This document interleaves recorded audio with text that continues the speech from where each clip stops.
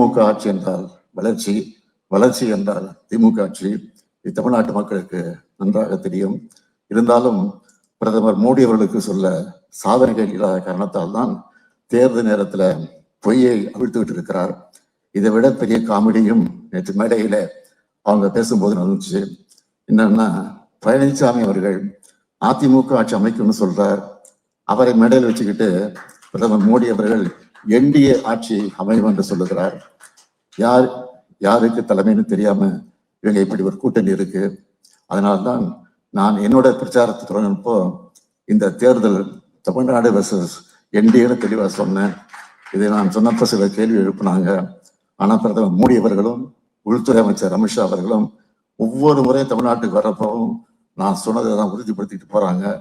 தமிழ்நாடு அணியா டெல்லி அணியா என்ற இந்த தேர்தலில் நிச்சயம் தமிழ்நாடு வெல்லும்.